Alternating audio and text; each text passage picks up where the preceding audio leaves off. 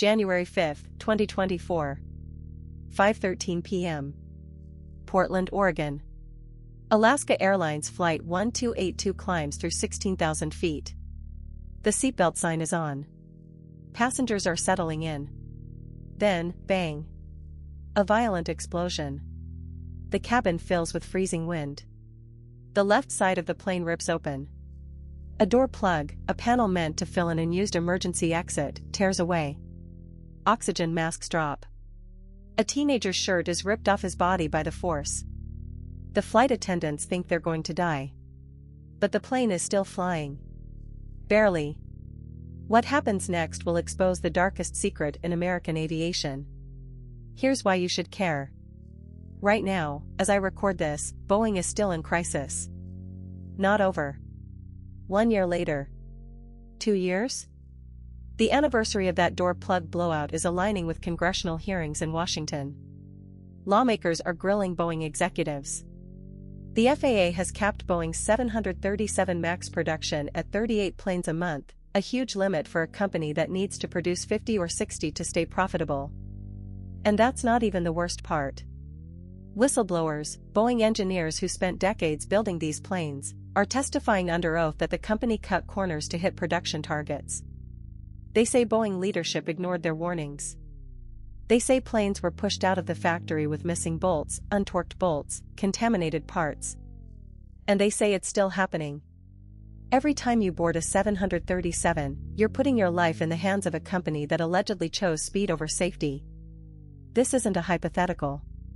346 people died in 2 crashes of the 737 MAX before this door plug incident. And Boeing promised it would fix everything. It didn't. In fact, the door plug blowout happened on a plane that was only a few months old. If the door plug had blown out at cruising altitude, say, 35,000 feet, the decompression could have been much worse. The plane could have broken apart. The fact that no one died that day is a miracle. But the next miracle might not come. You might be thinking, I don't fly Boeing. I fly Airbus. But the entire aviation system is connected. If Boeing fails, Airbus can't fill the gap. The world needs both. And if regulators can't trust Boeing, they ground planes, cancel flights, and your vacation gets ruined. But more importantly, the next flight you take, whether it's a 737 or an A320, might have been built by the same suppliers, the same underpaid machinists, the same pressure to deliver. This is a global problem. This is the story of how one of America's greatest companies became a cautionary tale of greed, negligence, and the cost of cutting corners. To understand how we got here, you have to go back. Boeing wasn't always a villain. For decades, it was the gold standard. The company that built the 747, the jumbo jet that changed the world. The 707, the 737, the 777, icons of reliability. Engineers ran the show. Safety first. Quality first. Profit was a byproduct.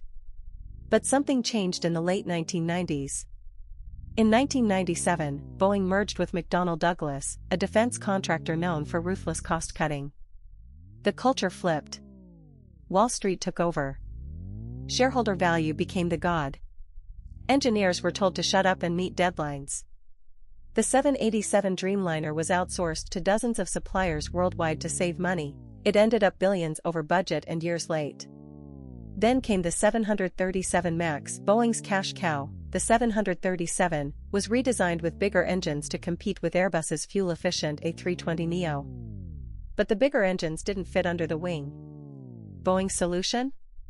Move the engines forward and add MCOS, software that would push the nose down automatically. But Boeing didn't tell pilots about MCOS. And the system relied on a single sensor. If that sensor failed, MCOS would activate wrongly. In October 2018, Lion Air Flight 610 crashed into the Java Sea, killing 189 people. Boeing blamed the pilots. Then in March 2019, Ethiopian Airlines Flight 302 crashed, killing 157. Same cause. MCAS. The 737 MAX was grounded worldwide for 20 months. Boeing stock plummeted.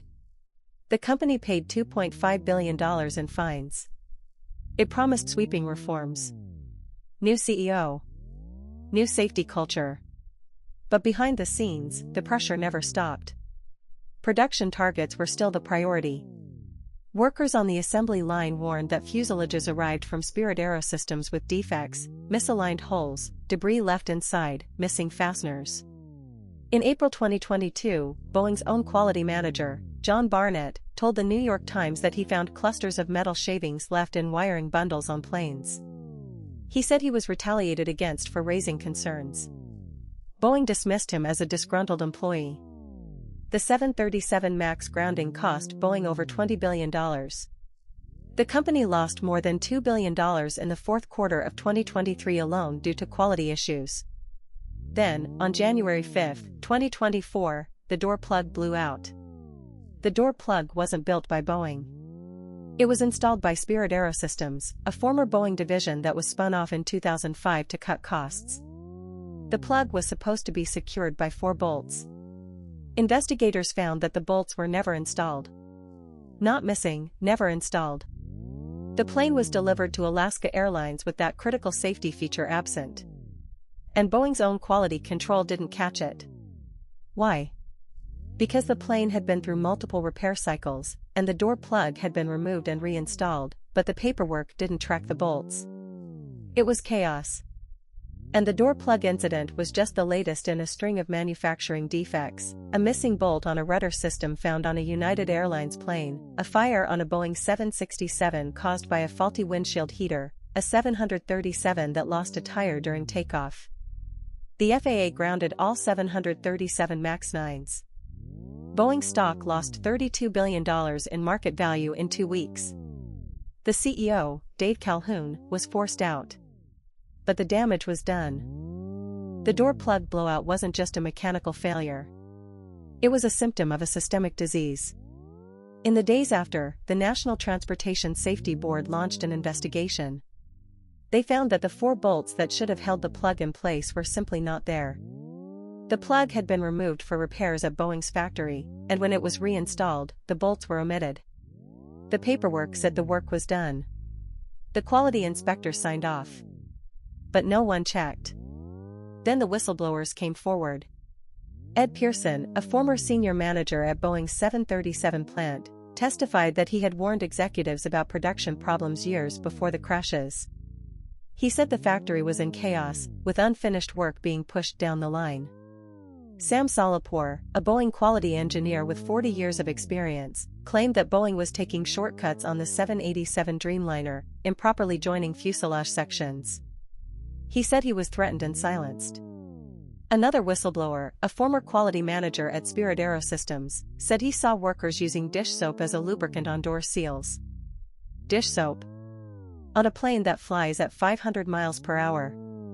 The FAA responded with a production cap, 38 737 MAX planes per month, far below Boeing's target. They ordered Boeing to submit a comprehensive plan to fix its quality issues. Boeing hired an outside firm to audit its processes. They slowed production. They added more inspectors. But the damage to trust was done. Airlines demanded compensation. Passengers feared the 737 MAX. Regulators worldwide opened their own investigations. The FBI got involved. The Department of Justice considered criminal charges. Boeing's reputation, built over a century, crumbled in a matter of months. In March 2024, John Barnett, the quality manager who had blown the whistle years earlier, was found dead in his truck in a hotel parking lot. He was in Charleston, South Carolina, to testify in a lawsuit against Boeing. The coroner ruled it a suicide. But the timing raised questions. Boeing stock kept falling. By the end of 2024, Boeing had lost over $35 billion in market value since the door plug incident. The company announced a leadership shakeup. Dave Calhoun out. Stephanie Popin as CEO of commercial airplanes. But the new leadership inherited a mess. And now, as we approach the anniversary, congressional hearings are demanding answers. The question is, can Boeing ever be trusted again? Where is Boeing today? Still limping. The production cap remains in place in 2025. The company is burning through cash. It's delivered far fewer planes than expected.